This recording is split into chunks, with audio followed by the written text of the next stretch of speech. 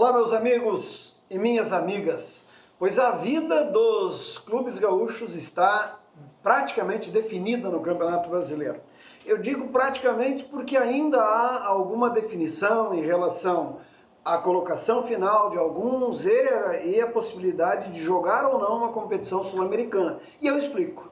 O Internacional, que joga no final de semana contra o Fortaleza, depois da derrota para o Botafogo no meio da semana, o Internacional apenas define a sua posição final. E isso tem a ver com a premiação, que aliás não é pouca. Uma colocação acima rende um dinheiro muito interessante para os cofres do clube. Isso vale para todos que estão lá na ponta de cima.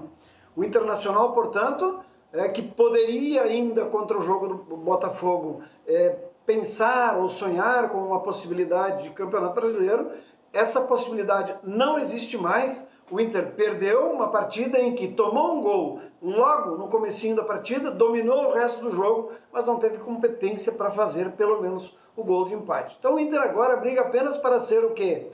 Terceiro colocado, né? Enfim, na melhor das hipóteses. Mas isto rende um bom dinheiro. E para, repito, os clubes do Rio Grande do Sul, que passaram um ano terrível, qualquer centavo que entra mais é vantagem. Portanto, o Inter não vai a passeio para a Fortaleza. Vai lá tentar uma vitória para que consiga acabar numa condição ainda melhor na tabela de classificação. Já o Grêmio, que venceu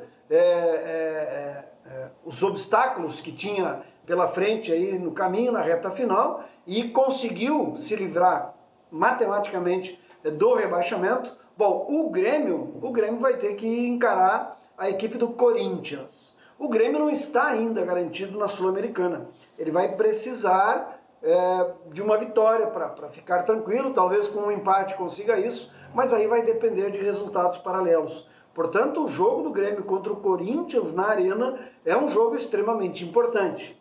O Grêmio, se não jogar a Sul-Americana, terá no ano que vem apenas Gauchão, Copa do Brasil e Campeonato Brasileiro.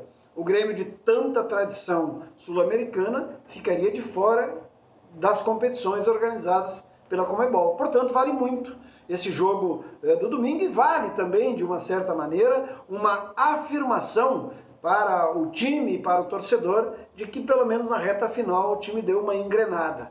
Não joga um bom futebol, o Grêmio ganhou do São Paulo e fez um empate muito pobre contra o Vitória, pelo menos no segundo tempo, um futebol muito ruim, de baixíssima qualidade, e eu não acredito que o Grêmio vai jogar melhor no domingo contra o Corinthians, não vai encontrar o caminho para um futebol de mais qualidade, portanto será um jogo de dificuldade. Por quê?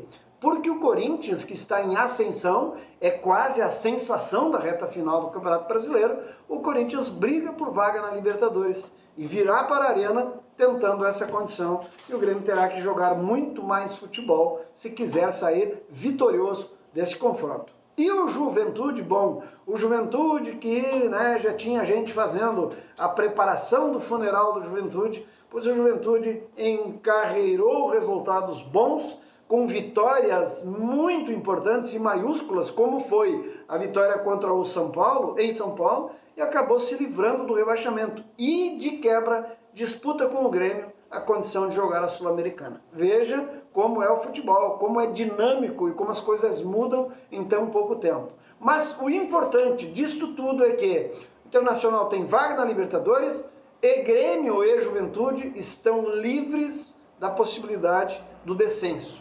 Grêmio e Juventude, portanto, estão garantidos na Série A. E isso é uma vitória importante para o futebol do Rio Grande do Sul, num ano em que as enchentes e, enfim, as catástrofes do clima assolaram o Rio Grande do Sul e prejudicaram demais os clubes. Prejuízos milionários que impediram que Grêmio Internacional, principalmente, tivessem uma condição de maior investimento e, portanto, uma chance maior de disputa no Campeonato Brasileiro. Então, estarem garantidos na Série A, Grêmio e Juventude, já é uma grande vitória. Se forem para a Sul-Americana, ainda melhor. E o Internacional se recuperou de um ano que parecia catastrófico e vai disputar a Libertadores, entrando já na fase de grupos.